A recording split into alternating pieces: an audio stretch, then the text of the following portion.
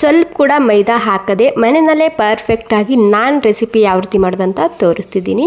ಒಂದು 2 ಕಪ್ ಆಗುವಷ್ಟು ಇಲ್ಲಿ ಗೋಧಿ ಹಿಟ್ಟು ಹಾಕ್ಕೊತಿದ್ದೀನಿ. ಸೋಸ್ಕೊಂಡೇ ಗೋಧಿ ಹಿಟ್ಟು ತೊಗೋಬೇಕು, ಅಥವಾ ಒಂದು 2 ಗ್ಲಾಸ್ ಆಗುವಷ್ಟು ನೀವು ಇಲ್ಲಿ ಗೋಧಿ ಹಿಟ್ಟನ್ನ ಹಾಕ್ಕೋಬೋದು.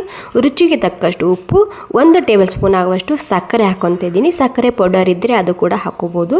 ಮತ್ತು ಒಂದು ಪಾವು ಚಮಚ ಆಗುವಷ್ಟು ಅಡುಗೆ ಸೋಡಾ ಹಾಕ್ಕೊತಿದ್ದೀನಿ, ಅಥವಾ ಒಂದು 2-3 ಚಿಟಿಕೆ ಆಗುವಷ್ಟು ಇಲ್ಲಿ ಸೋಡಾನ ಹಾಕ್ಕೊಂಡಿನಿ. ಅದ್ರ ಜೊತೆಗೆ ನಾನಿಲ್ಲಿ ಈ ರೆಸಿಪಿ ಪರ್ಫೆಕ್ಟಾಗಿ ಬರಬೇಕಂದ್ರೆ ನೀವು ಇದರಲ್ಲಿ 1 ಟೇಬಲ್ ಸ್ಪೂನ್ ಆಗುವಷ್ಟು ಬೇಕಿಂಗ್ ಪೌಡರ್ ಹಾಕಬೇಕಾಗುತ್ತೆ. ನಾವು ಕೇಕ್ ಮಾಡುವಾಗ ಯೂಸ್ ಮಾಡ್ತೇವಲ್ಲ ಅದೇ ಪೌಡರ್ ಹಾಕ್ಕೊಂಡಿನಿ. ಅಡುಗೆ ಸೋಡಾ ಬೇರೆ, ಈ ಬೇಕಿಂಗ್ ಪೌಡರ್ ಬೇರೆ ಆಗಿರುತ್ತೆ. ಒಂದು 2 ಟೇಬಲ್ ಸ್ಪೂನ್ ಆಗುವಷ್ಟು ನಾನಿಲ್ಲಿ ಎಣ್ಣೆ ಹಾಕ್ಕೊತಿದ್ದೀನಿ. ಮತ್ತು ಇವಾಗ ಅರ್ಧ ಕಪ್ ಆಗುವಷ್ಟು ಮೊಸರು ಹಾಕ್ಕೊತಿದ್ದೀನಿ. 2 ಗ್ಲಾಸ್ ನೀವಿಲ್ಲಿ ಹಿಟ್ಟು ತೊಗೊಂಡ್ರೆ ಅರ್ಧ ಗ್ಲಾಸ್ ಆಗುವಷ್ಟು ಇಲ್ಲಿ ಮೊಸರನ್ನ ಸೇರಿಸ್ಕೋಬೇಕಾಗುತ್ತೆ. ಮತ್ತು ತಣ್ಣಗಿದ್ದಂತಹ ಮೊಸರನ್ನ ಸೇರಿಸಬಾರ್ದು, ನಾರ್ಮಲ್ ಟೆಂಪ್ರೇಚರ್ನಲ್ಲಿ ಇರಬೇಕು. ಆ ಮೊಸರನ್ನ ನೀವಿಲ್ಲಿ ಹಾಕೋಬೇಕಾಗುತ್ತೆ. ಇವಾಗ ಮೊಸರು ಮೊದಲಿಗೆ ಒಂದು ಸ್ವಲ್ಪ ಸರಿಯಾಗಿ ಮಿಕ್ಸ್ ಮಾಡ್ಕೊಂಡು ತೊಗೋಬೇಕು. ಮತ್ತು ಇದಕ್ಕೆ ಬೇಕಾದಷ್ಟು ಉಗುರು ಬೆಚ್ಚಗಿನ ನೀರಿನಲ್ಲಿ ಹಿಟ್ಟನ್ನ ನಾದ್ಕೋಬೇಕಾಗುತ್ತೆ. ಪರ್ಫೆಕ್ಟಾಗಿ ಬರುತ್ತೆ, ಏನು ಕನ್ಫ್ಯೂಷನ್ನೇ ಬೇಡ. ಇದರಲ್ಲಿ ಎಲ್ಲ ಸಾಮಗ್ರಿ ಮಿಸ್ ಮಾಡದೆ ಹಾಕ್ಕೊಳ್ಳಿ. ಮತ್ತು ಇದರಲ್ಲಿ ಹೆಚ್ಚಕಮ್ಮ ಮಾಡಬಾರ್ದು ಸಾಮಗ್ರಿ, ಅಷ್ಟೇ ನೆನಪಿರ್ಬೇಕು ನಿಮಗಿಲ್ಲಿ. ಓಕೆ ನೋಡಿ, ಮೊಸರು ಎಲ್ಲನೂ ಸೇರಿಸಿ ಸರಿಯಾಗಿ ಮಿಕ್ಸ್ ಮಾಡ್ಕೊಂಡು ಆಗಿದೆ. ಮೊಸರು ಮಿಕ್ಸ್ ಮಾಡ್ಕೊಂಡು ಆದಮೇಲೆ ನಾನಿಲ್ಲಿ ಉಗುರು ಬೆಚ್ಚಗಿನ ನೀರು ತೊಗೊಂಡಿದ್ದೀನಿ. ಉಗುರು ಬೆಚ್ಚಗಿನ ನೀರಿನಲ್ಲಿ ಹಿಟ್ಟು ನಾದೋದ್ರಿಂದ ಪರ್ಫೆಕ್ಟಾಗಿ ಬರುತ್ತೆ ನಾನ್ ರೆಸಿಪಿ ಅಥವಾ ತಂದೂರಿ ರೋಟಿ ರೆಸಿಪಿ. ಇವಾಗ ಏನಿಲ್ಲ, ಸ್ವಲ್ಪನೇ ನೀರು ಹಾಕ್ಕೊಂಡು ಚಪಾತಿ ಹಿಟ್ಟು ಯಾವ ರೀತಿ ನಾದ್ಕೊತೀವಲ್ಲ ಅದೇ ರೀತಿ ನಾದ್ಕೋಬೇಕು ನೀವಿಲ್ಲಿ.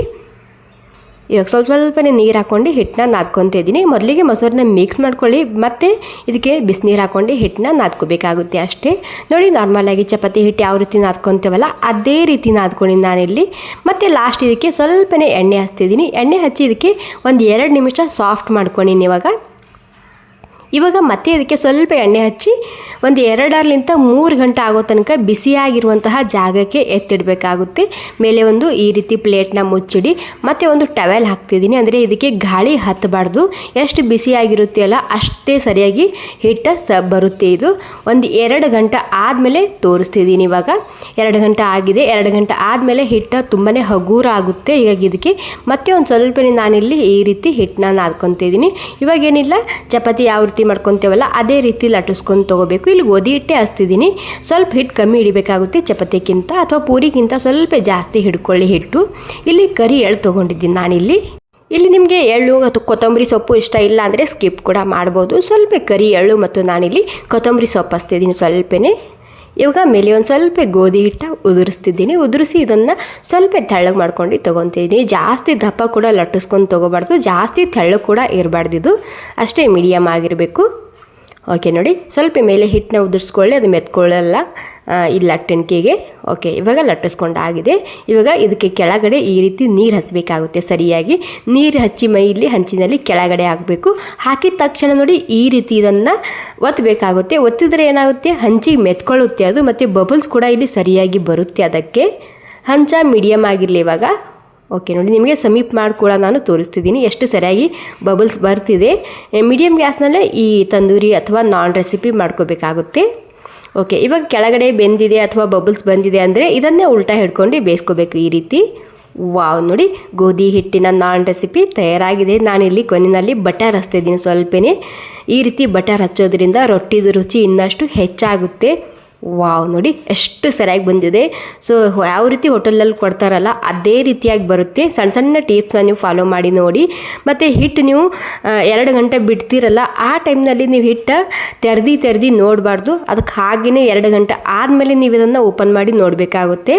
ವಾವ್, ನೋಡಿ ಸೆಕೆಂಡ್ ತಂದೂರಿ ಅಥವಾ ನಾನ್ ರೆಸಿಪಿ ಯಾವ ರೀತಿಯಾಗಿ ಬಂದಿದೆ ಅಂತ ತೋರಿಸ್ತಿದ್ದೀನಿ. ಇದು ಕೂಡ ನೋಡಿ ಎಷ್ಟು ಸರಿಯಾಗಿ ಬಂದಿದೆ ಅಲ್ವಾ.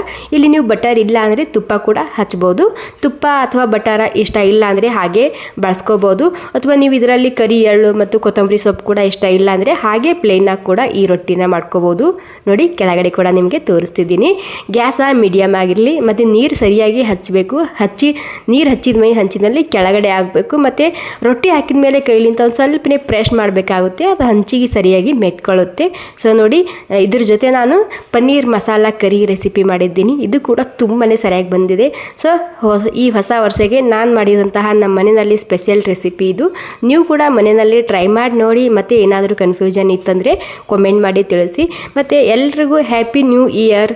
Okay, thank you so much ಎಲ್ರಿಗೂ. ಸ್ವಲ್ಪನಾದರೂ ಇಷ್ಟ ಆಗಿದರೆ ಒಂದು ಲೈಕ್ ಮಾಡಿ.